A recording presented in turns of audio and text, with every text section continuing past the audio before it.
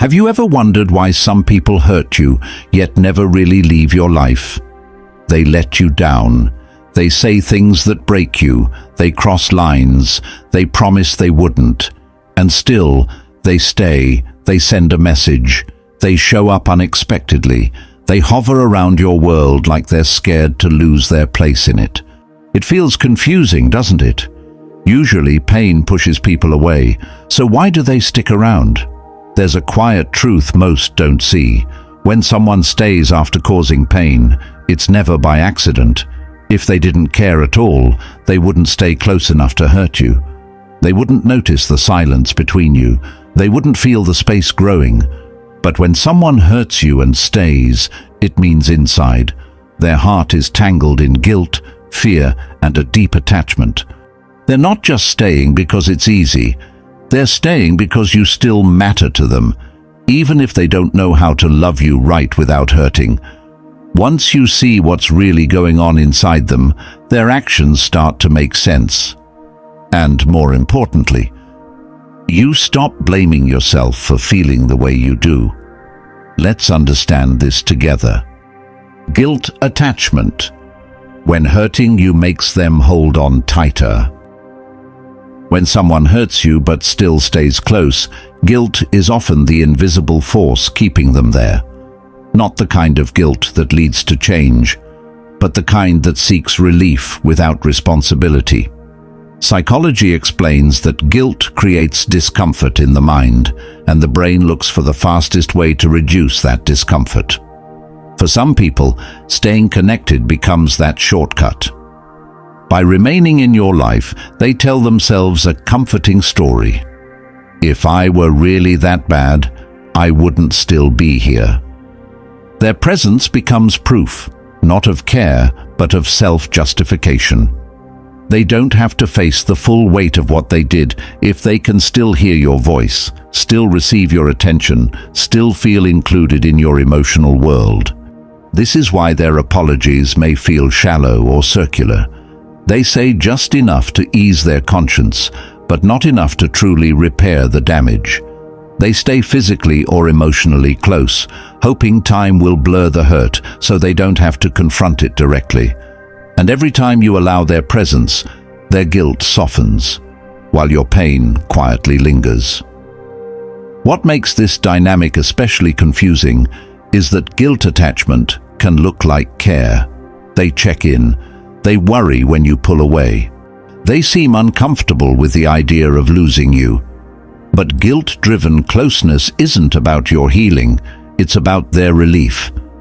They stay because leaving would force them to accept a truth they're not ready for, that they caused harm they didn't know how to fix. So instead of choosing accountability, they choose proximity. And that proximity keeps both of you emotionally stuck. Emotional dependence, when they need you more than they protect you.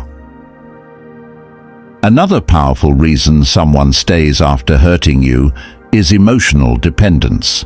Psychology shows that emotionally dependent people attach not because they love well, but because they fear being without emotional support. You become a source of regulation for them, even while your own emotional needs go unmet. They rely on your presence to feel stable. Your voice calms them. Your availability grounds them. Your forgiveness reassures them that they're still acceptable. And once that dependency forms, losing you feels terrifying, even if keeping you means continuing harmful behavior. This is why they may hurt you and then panic when you distance yourself. Why they seem indifferent one moment, then suddenly affectionate the next. Their nervous system reacts to the possibility of losing emotional access to you, not because they fully understand your pain, but because your absence threatens their emotional balance. In emotionally dependent dynamics, your role shifts quietly. You stop being a partner or equal and become a stabilizer, and stabilizers are expected to endure, to forgive, to stay calm, even when hurt. Your pain becomes something they expect you to manage on your own. This doesn't mean they don't care at all. It means their need outweighs their awareness. They want comfort more than they want to grow, and as long as you remain available, their mind never fully confronts the consequences of their actions.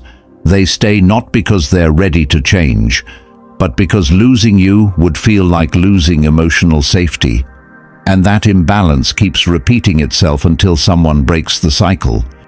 Fear of loss. When hurting, you didn't break the bond like they expected. Sometimes, people hurt others expecting distance to follow. They assume their behavior will push you away. When it doesn't, something unsettling happens in their mind. Psychology explains this as attachment anxiety triggered by unexpected emotional persistence. They thought you would leave. They thought the bond would dissolve. They thought consequences would come quickly. But when you stayed, even emotionally, it created uncertainty. Now they're afraid that the connection still exists, and that they could lose it at any moment. That fear keeps them close, but not necessarily healthier. This is why they may act inconsistent. Warm one day, distant the next. They're testing the bond, trying to understand how fragile or durable it really is. Their mind stays alert, scanning for signs that you're pulling away, while avoiding the vulnerability required to repair things properly. Fear of loss doesn't automatically lead to accountability. Often, it leads to hovering. They stay near enough to feel reassured, but not close enough to risk emotional exposure. It's a waiting position, emotionally suspended between attachment and avoidance. They haven't healed the bond.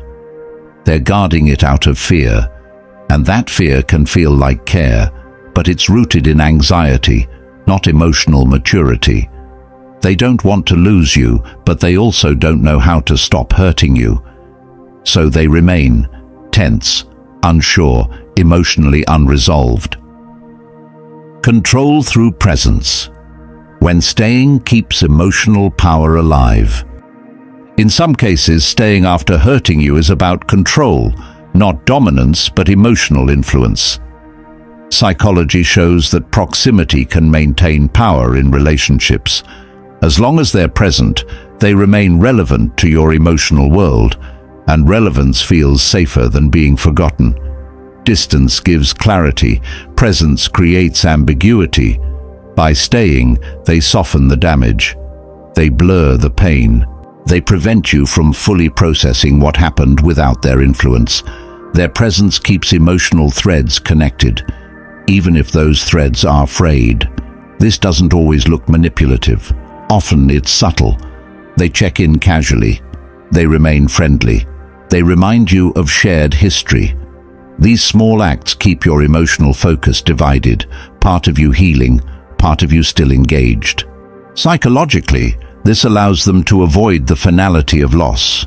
If they leave completely, you might move on. You might gain perspective. You might realize you deserved better. Staying prevents that clarity from settling fully. They're not always aware they're doing this. But emotionally, they don't want you healed without them. Not because they want to hurt you, but because being irrelevant feels like erasure, so they stay. Close enough to matter, far enough to avoid responsibility. Emotional immaturity, when care exists without the ability to change. Sometimes the hardest truth is the simplest one. They stay because they care, but lack the emotional maturity to love without causing harm. Psychology makes a clear distinction between emotional attachment and emotional capacity. One can exist without the other. They feel something for you. They don't know how to manage it. They were never taught how to repair after conflict.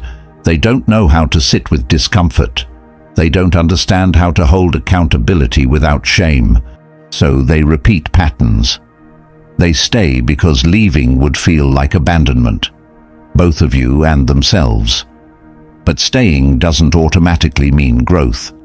Without awareness and effort, care becomes static.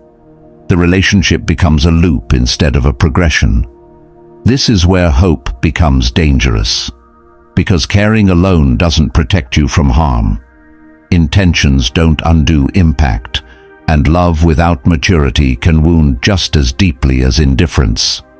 If someone hurts you but stays, it means something, but not always what you hope.